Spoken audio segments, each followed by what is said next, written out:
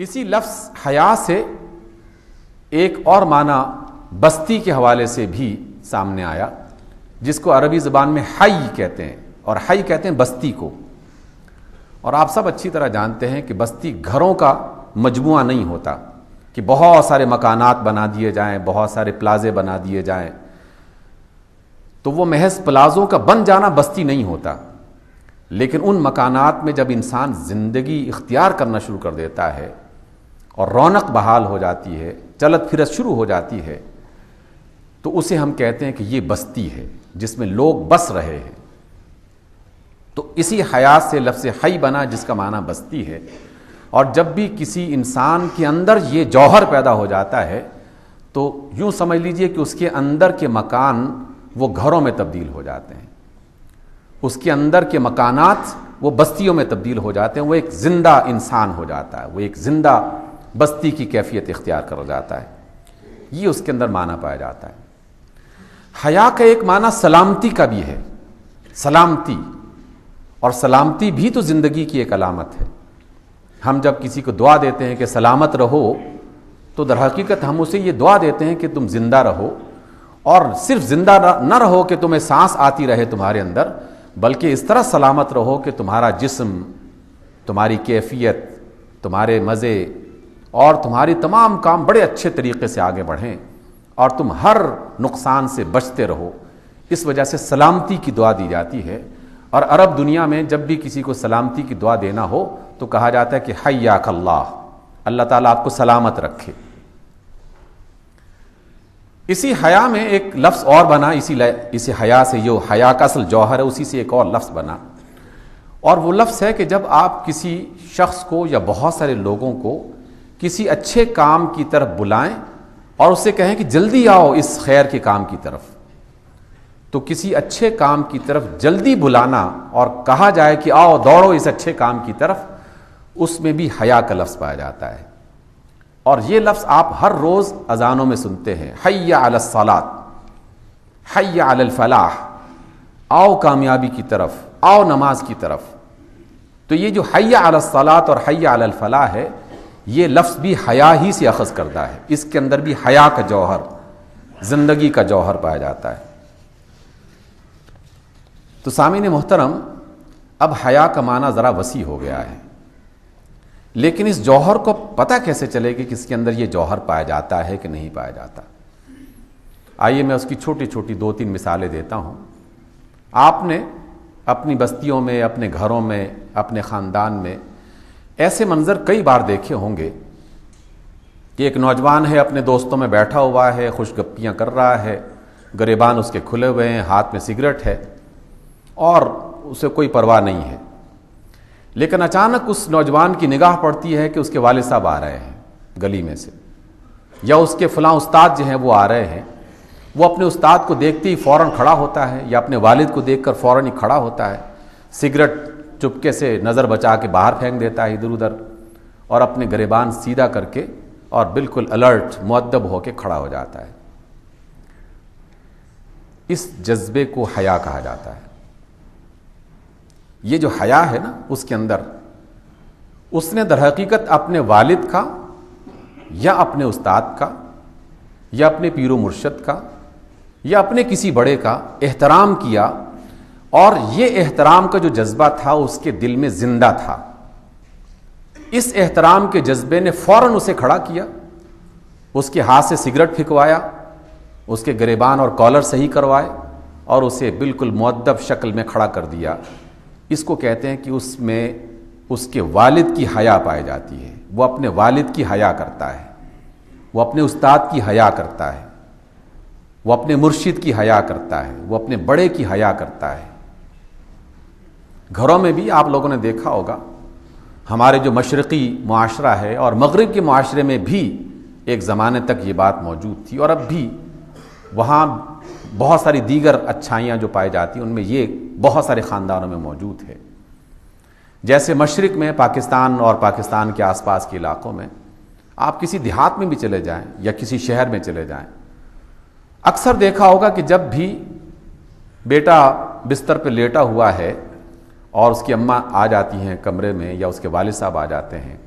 اور بیٹھنے کے لیے فوری طور پر وہ اپنے والد کو یا اپنے بڑے کو سرہانے کی طرف جگہ دیتا ہے کہ آپ نے اس طرف بیٹھنا ہے، دائیں طرف سرہانے کی طرف، تکیے کی طرف بیٹھنا ہے۔ بظاہر تو ایک معمولی سی بات ہے، وہ دائیں بائیں کہیں بھی بیٹھ سکتا ہے، لیکن اس نوجوان کا یا اس بیٹی کا یا اس بیٹے کا یہ جو ایکشن ہے، یہ جو عمل ہے، یہ اس احترام کی نشاندہی کرتا ہے جس کی وجہ سے اسے یہ اندازہ ہے کہ یہ میرا باپ ہے، یہ میرا بڑا بھائی ہے، یہ میری ماں ہے، یہ میری خالہ ہے، یہ میرا فلاں، اس کے ساتھ ایک بہت اچھا قریبی محبت کا، احترام کا رشتہ ہے، جس کی وجہ سے وہ ان سارے آداب کا خیال رکھتا ہے۔ در حقیقت کسی کا احترام کرنا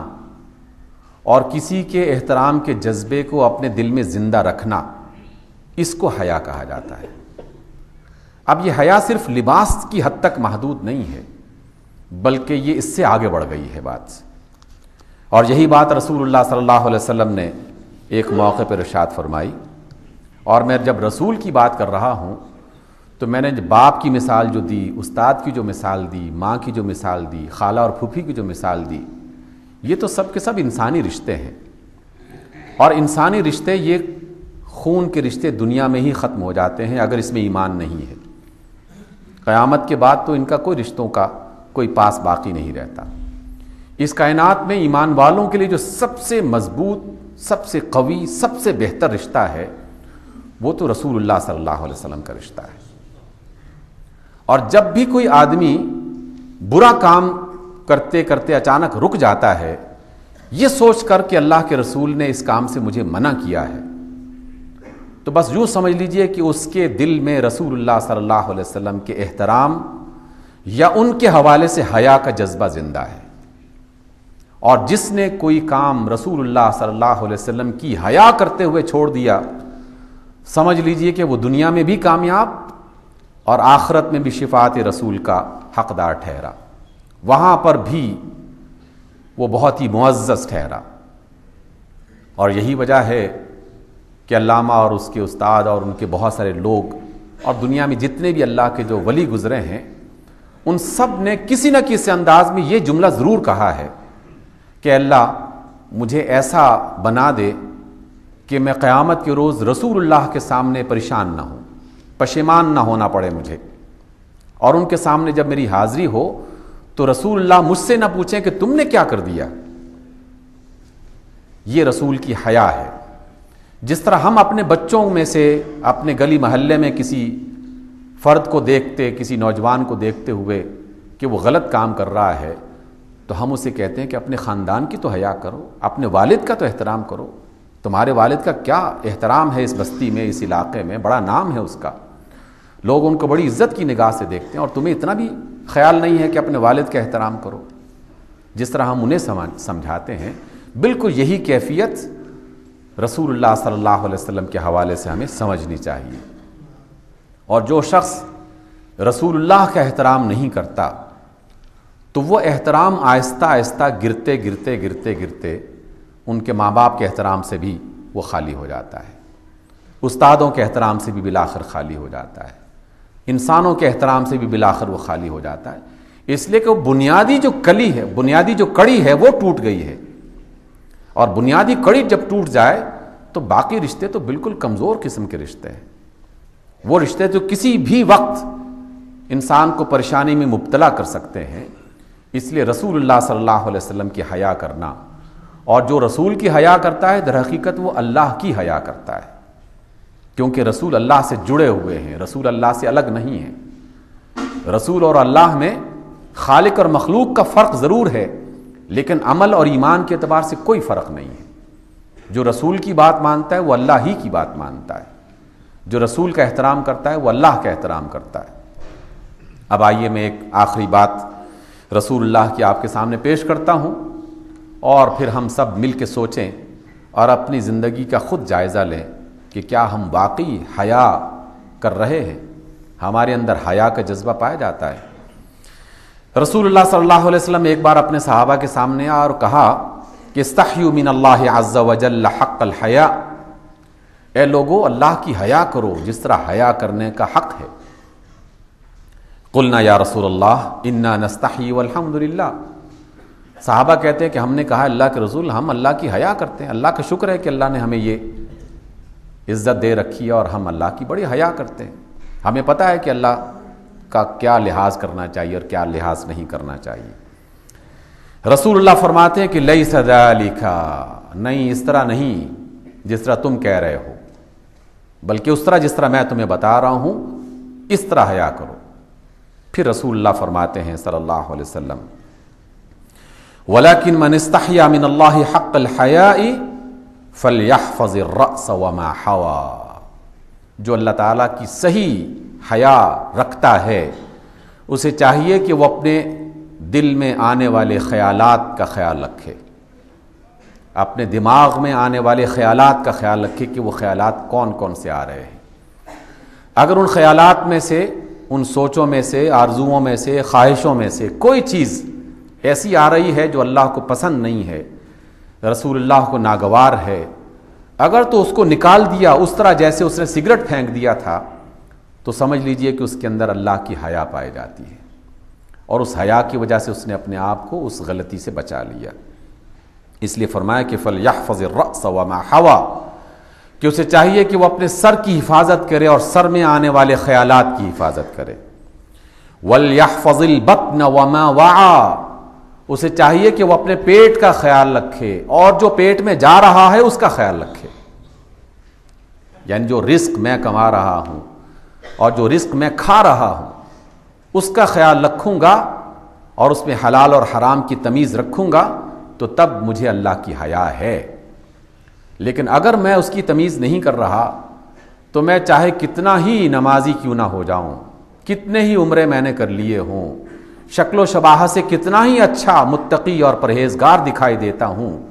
ولی اللہ دکھائی دیتا ہوں، اس شخص کے اندر اللہ کی حیا نہیں پائی جاتی، کہ جو اپنے پیٹ میں حرام کا لقمہ ڈالنے کی کوشش کر رہا ہے اور سمجھتے بوجھتے بھی اس سے بچنے کی کوشش نہیں کر رہا، غلطی سے اس کا ارتکاب کر بیٹھا لیکن اللہ کا خیال آ گیا اور اس نے دوبارہ سے اس کو نکال دیا، پھینک دیا، اپنی توبہ کر لی، باز آ گیا، تو وہ بالکل اس نوجوان کی طرح جس نے سگریٹ اپنے والد کو دیکھ کر پھینک دیا تھا، جس نے اپنے کالر درست کر لیے تھے، جو مؤدب ہو کے کھڑا ہو گیا تھا،